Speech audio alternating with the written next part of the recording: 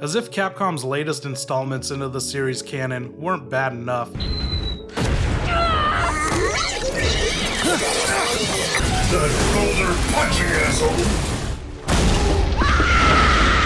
Now we're being subjected to Infinite Darkness, a Resident Evil in-between-quill set in the years 2000 and 2006, but has more in common with our world's current political climate. You'd think this was the latest entry in the series timeline.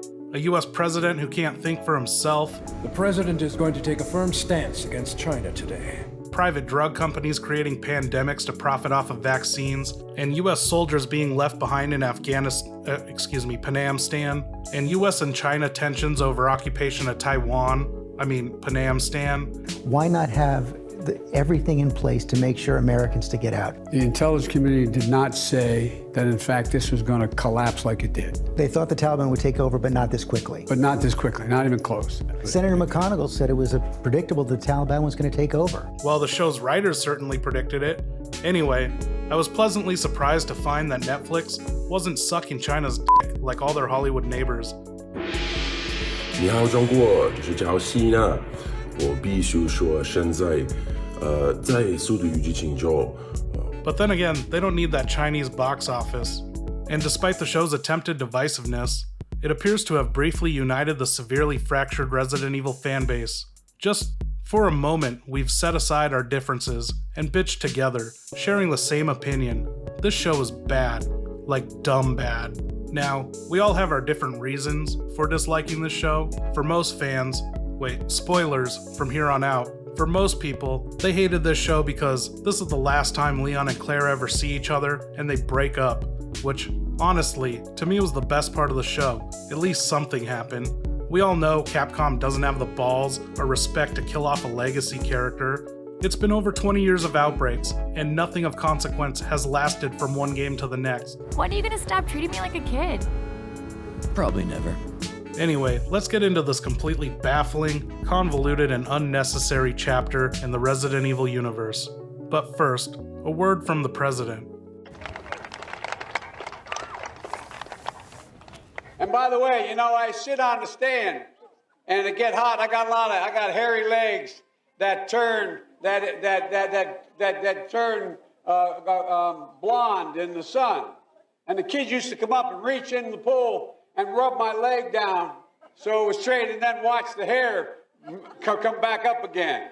They look at it. So I learned about roaches. I learned about kids jumping on my lap. Mr. President! So the show opens up in the year 2000 on some people we don't care about in a terrorist country we really don't care about. Yeah, there's a civil war going on, US troops are fleeing the country, and this is exactly what we wanted after waiting years to see this. Let's not catch up on our old friends, Leon and Claire. Instead, just give us mindless, uninspired action with ripped assets from MGS4. All while the most obnoxious action theme plays in the background of all these scenes. I don't know what I got sick of first, this track on repeat in every flashback, or all these shots I took every time someone said Panam Stan. Panam Stan, Panam Stan, Panam Stan, Panam Stan, Panam Stan, Panam Stan, Panam Stan, Panam Stan, Panam Stan, Panam Stan, Panam Stan, Panam Stan, Panam Stan, Panam Stan, Panam Stan. Panam Stan. The Panam Stan. Panam Stan, Panam Stan. Panam Stan. Shut up!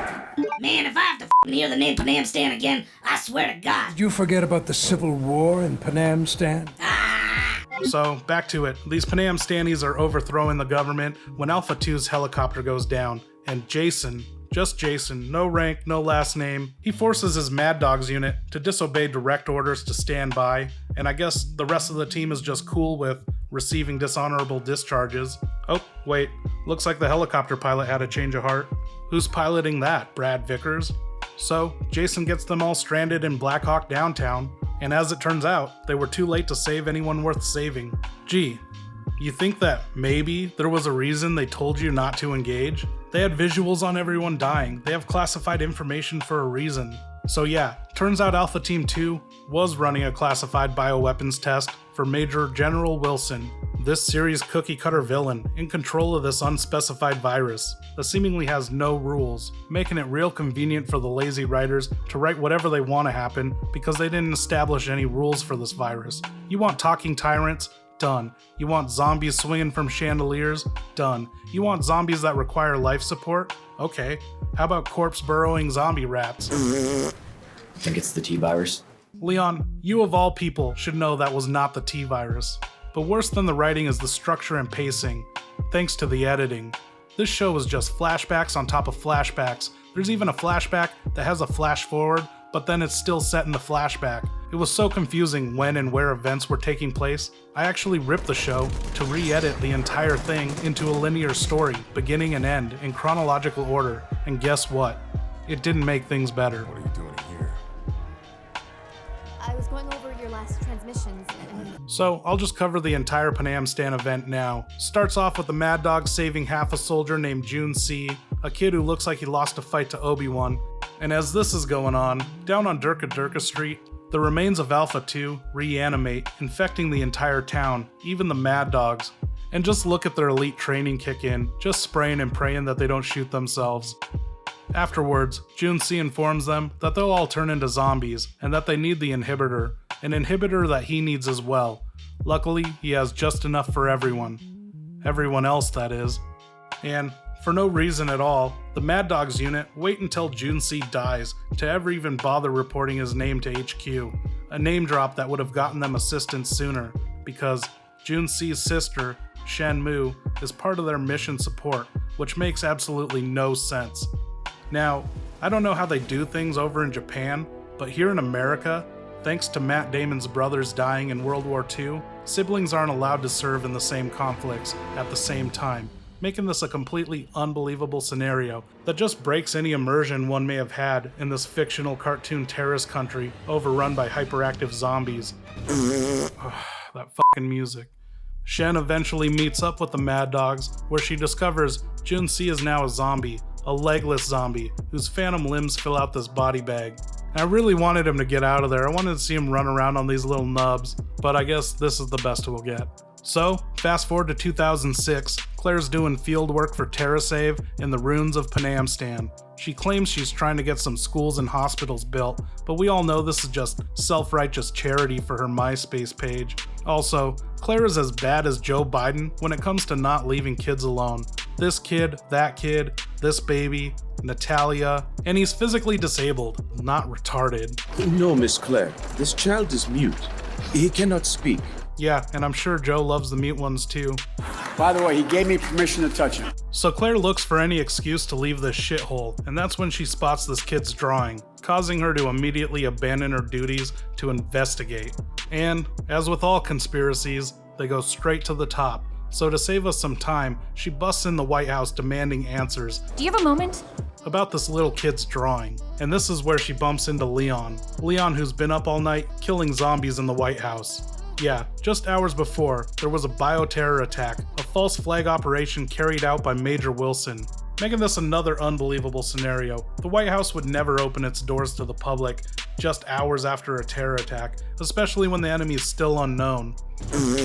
And before this attack, Major Wilson also staged a hack attack, claiming someone stole information on a secret bioweapons facility located in China. And somehow this leads President Graham to believe the Chinese were behind the attack, so he calls in Leon, Patrick, Jason, and this Chinese girl to investigate the China hack. This is like when they asked China to investigate the Chinese virus. Exactly. Maybe she should sit this one out. And if the president was just the least bit racist, he would have uncovered this whole conspiracy before any more lives were lost. Because, spoilers, the Chinese girl is working with the people behind the China hack. But then again, this is President Graham we're talking about. He's not known for making the best decisions. He is the one who sent in a rookie Leon to single-handedly take out the Mexican cartel at the border and save the president's daughter. He's more than qualified. Qualified? More like lucky. And as soon as Leon arrives, everyone in the White House just decides to turn into a zombie for no reason. It's never explained. It wasn't Jason nor Shamu, and it definitely wasn't Wilson. We had eyes on them the whole time. So someone else, who we never see, jumps Press Secretary Spacer. And speaking of jumps, look at that. I think it's the T-Virus. So, they all split up and Leon takes this chance to go full Aurora shooter on this theater. Seriously, Half a jiffy doesn't even go by before he starts capping everyone inside. People who could be, hiding out away from the zombies and gunfire. But luckily, none of his friends and coworkers were killed in the attack. Just these assholes. Rest in peace, assholes. Yep, that's one way to look at the innocent victims of a terror attack. But I gotta admit, Leon's no-look underhand backward shot into this asshole was pretty badass. Best part of the movie. Rest in peace, assholes. And after the attack, the president with the best ideas sends Leon, Shang-Chi, and Jason in a super secret submarine to go commit acts of terrorism on Chinese soil. They're gonna blow up that bioweapon facility in Shanghai by sneaking under the East Naval Fleet, which makes absolutely no sense. Traveling by sub is probably the slowest form of travel, and they're not planning on using the sub for the attack anyway, so why risk it? If I was Leon, I'd be like, no thanks, I'll take a jet. But the logistics of international travel is not something this series can grasp. Think about how long it takes to travel from Washington, D.C. to Hawaii or any other port on the West Coast just to hop on a slow-ass submarine to slowly travel to China. Now, this slow travel time wouldn't be an issue if the show hadn't already established a time frame for these events to happen. The show pretty much takes place over a weekend. Before the hack, the leaders of Panamstan arrive in the US to meet with the president. And we all saw how poor that country is. No way they can afford to stay longer than necessary. It would take them 90 hours to travel by sub at the fastest submarine speed recorded, and Shanghai is 5,000 miles away any way you slice it. Sorry, got sidetracked. Now that we're caught up on Leon, let's get back to him bumping into Claire. At first, I thought this was a chance encounter, which seemed a little fishy. I was starting to think this show might be clever and that Jason and Wilson were just red herrings. We've seen the war-hungry generals and the Boy Scout turned traitor tropes before, so it got me thinking of other possible suspects behind the hack, the leak, and this drawing that was way too good to come from a kid who couldn't even afford art supplies, let alone ask for them. So who would have the most to gain getting Leon and Claire under one roof? And that's when it hit me. Conspiracy Theory 2.0. What? No way. Get out of here. Yep, he's doing everything he can to get Leon to pork his sister. Get that Redfield bloodline going. From planning this detailed zombie drawing in this cripple kid's hands, he probably crushed this kid's voice box just to keep him from narking. Next, I believe he used his BSAA connects to leak this virus in the White House on the day Claire planned on meeting with Spacer, knowing Leon runs security for Graham. Yeah, this theory checks out. It's the only logical explanation. And it looks as if things were going in Chris's favor. Claire tried getting Leon out of his suit, but Leon just friend zones her after calling her stupid. That outfit doesn't suit you. Look, I gotta go. Stupid. Excuse me. Chris overlooked one important detail. Cho Chang is Chinese, and Leon has yellow fever. At least hit it and quit it, if you're gonna quit it anyway. You know what I mean? Besides that, Claire's the only person to notice that the White House staff is missing. And she also recognizes Jason, the hero of Panamstan, which is so completely forced. No girl in her 20s is gonna know the names of any living soldiers who were awarded medals, especially if there wasn't a movie made about them. Also, disobeying orders, getting stranded, and walking your ass back to base empty-handed isn't very heroic. But then again, I guess this guy was considered a hero, so what do I know? So, Claire just abandons this kid's drawing lead and starts investigating the Mad Dogs unit, which, if she already knew about Jason, why wasn't she already investigating him? And I love the site she visits. I don't think I can say that on YouTube, so just read it for yourself. I'm sure his family really appreciated that and used the same wording in his obituary. Huh. But he wasn't the only one. Claire discovers that every soldier from the Mad Dogs unit has unalived themselves with shotguns. All but one. And I know what you're thinking. This guy could be the White House leaker. But we discover this guy's been dead for days before the Panamstanis arrived in the US, setting Jason's flashback to just before the hack. And if only Leon was a better detective, he straight witnesses Jason injecting himself with the inhibitor and decides to just go ask Chung Lee out. You wanna get dinner when this is all over? Sure. But full disclosure, I have a young man waiting for me. Who we find out later is June C., her brother. Now why can't Chris and Claire be more like that? Then the Redfield bloodline would really be strong. Yeah, my thoughts exactly, T. Maybe one day Capcom will give in and give the fans what they really want. Now, on the submarine, while Leon's stuck listening to Jason talk about his feelings, Shen Mei murders everyone on board, with slit throats and rats. And no idea where these rats came from. I know it was Wilson's plan all along to lose this sub and make it look like a China attack, so he could have had some time-release mechanism on board for these infected rodents. But then, how did they manage to smuggle this cargo on board? And releasing these rats could kill his pet soldier, who he must have wanted to remain alive since he left them with an escape sub. So, releasing these rats on top of murdering everyone makes absolutely no sense. If everyone just died on board, the sub would just be dead in the water and not look like a Chinese attack. And having the sub blow up with these rats would probably cause the worst ecological disaster the ocean's ever seen. The fish are going to be eating the infected semen and rats. I did, however, like the look of these rats, but I do prefer the rat from the 4D Executor movie. So Leon takes on these rats without a pistol because... Hey, we're in a pressurized tube underwater, remember? A lesson that clearly doesn't stick with him. And, like the Gary Stu he's on his way to become, he somehow knows the ins and outs of this super secret submarine, puncturing the water main and electrifying every rat on board. He's more than qualified. And after this, Fong Ling and Jason just let Leon join the club because... You'll kill us all. Back at home, Nancy Drews discovered the remains of the remaining Mad Dog, who had just been put down by, you guessed it, blowing head off with shotgun. And just like the master sleuth that she is, she not only finds the virus inhibitors, but also a full-blown confession hidden behind a picture frame, which I can't really complain about. This is in the Resident Evil universe, something we've all done in every game. It's just commonplace here. In fact, this is probably the most Resident Evil related thing to happen out of all the movies. So once again, she kicks in the doors to the White House, this time harassing Major Wilson, who never even looks at her or gets her name, but somehow tracks her down to kidnap her. And way to announce your surprise attack, Claire. Back in China, Leon just goes along with these traitors back to their safe house, and they know it's safe because they use the old piece of tape on top of the door frame trick to tell if anyone's been in and out. Secure. Genius. And they waited until now to have any sort of conversation. What they talk about in the mini-sub, or at breakfast, or in the rickshaw over here. But I guess Jason's finally ready to talk about it, and he reveals their plans to expose the US as the ones responsible for covering up the bioterror in Panamstan that no one's ever even heard of. And you'd think Leon, a survivor of Raccoon City, a victim of fake news and lies, would be on board with revealing the truth. But nope, he's all like... Treason. Fun. I'll be sure to put that in my report.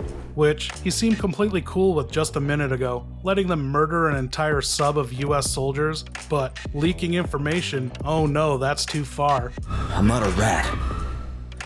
And Leon couldn't be any more stiff in his delivery here. You want my help? You just killed a sub full of people. It's funny, the least stiff characters in this show are the stiffs. So he just kills Jason. Not with a headshot though, he's tired of those, and this causes Ming Ming to run off, which Leon just casually follows her on foot. Like, did she want him to follow? Some secret agent she is, which I guess I shouldn't be surprised. She was, after all, satisfied with this tape on the door technique. So she leads him to Master Yuen, her grandfather, who's looking after June C. If he's a zombie, then why is he on life support? Right? And why is he retarded while Jason, spoilers, turns into Professor Tyrant? Who? You know, if like Professor Hulk and Groot fucked and had a baby, a sapling, it would be Jason. And it really helps to not clarify anything about your made-up virus, so you can write whatever narrative you want. 2 masks is better than 1 mask. So they explain to Leon that they've been trying to find a cure for the last 6 years. Now, I'm no scientist, but I'm sure it would help to at least identify what the fuck it is first, before they look for a cure. Also, they never even bother to look for his bioweapon ID chip that Wilson had implanted in him. A chip implanted in all his enhanced soldiers. It contains information on the manufacturer, but whatevs. And if it's so easy to just walk into Wilson's lab and everyone knows where it is, why is it so hard for them to figure out its tricell behind everything? They slap their logo around just as much as Umbrella. Anyway, thanks to the magic unknown virus, Jason survived and he shows up to destroy whatever evidence he was hoping to use to expose the US. Great plan there. Also, how did he do this much damage? All they had back at the safe house was a couple of burnt cigarettes and a piece of door tape. And after seeing the death of her family and the destruction of her home, Mushu is still, just as stiff as a board, emotionless, just standing around having a conversation on top of the charred remains of her loved ones. Look around you. And back in the US, moments before Jason teleports there, we see Wilson has Claire tied up. Not to this chair or anything, she's just acting like she can't move. And this is all Claire is good for in this series now, babysitting and bondage. Man, we've all seen this before. At least take it to the next level and give her a spanking. Or put a gag in her mouth. And Wilson, like the poorly written villain he is, explains everything to Claire because Leon and Shen Mei's international flight is taking longer than expected. They must have lost their passports in the submarine. And at no point during their travels did they ever feel like alerting Washington. Also, if Wilson really wanted a war with China, why not just alert China to the American spies blowing up Shanghai? I guess Leon did call up Patrick, but there's no reason Patrick can be trusted. He could be in on it with Wilson. But Leon's just lucky, I guess, and Patrick informs the president that China is innocent, and the president just takes his word for it.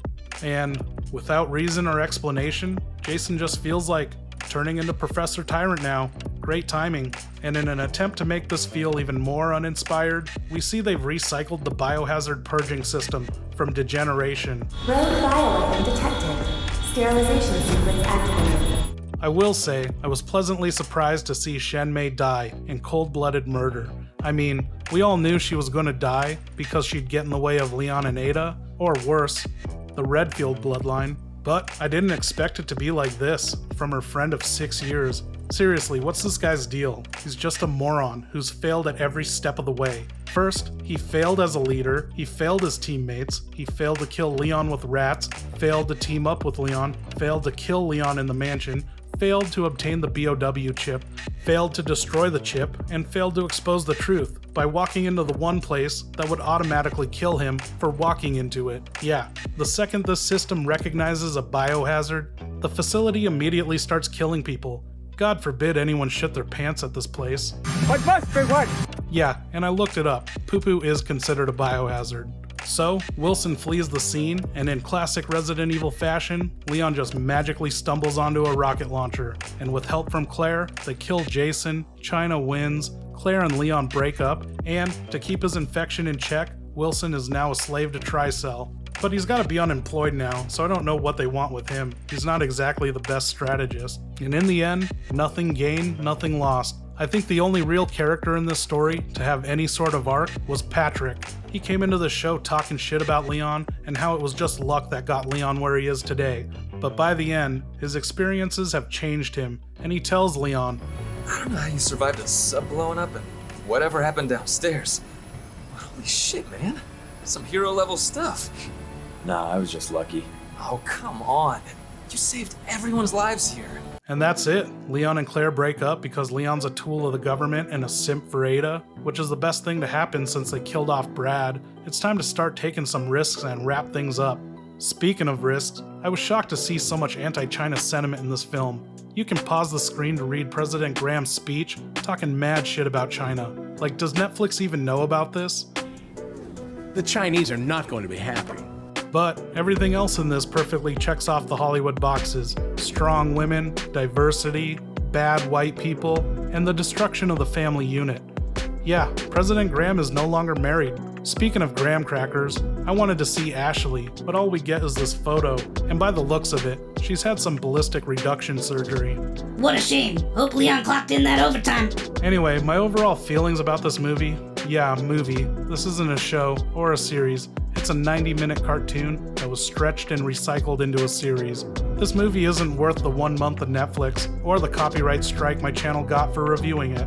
And it claims to be 4K, UHD, but it only looks good at certain parts, while other parts look like reused assets from 2009's Degeneration. And the lack of acting, motion, and facial capture make this hilariously bad at other points. Overall, this was a major letdown.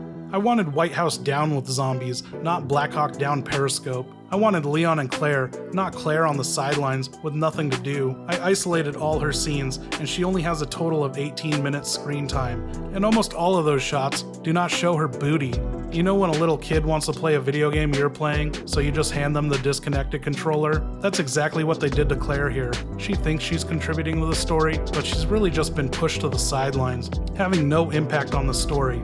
And if that stupid kid hadn't drawn that picture, Leon and Claire would still be friends. So I guess the moral of the story is, avoid cripple people. Anyway, thanks for watching. If you hated this movie as well, or loved it, please leave a comment and subscriber.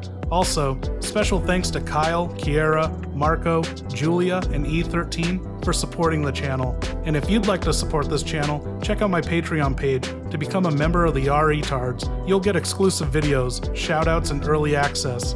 Also, check out my channel on Twitch. I've recently changed my username to Dead by Donovan to be more family friendly. Every weekend I'll be streaming some classic RE or playing Resident Evil board games. Check it out. Thanks. Bye.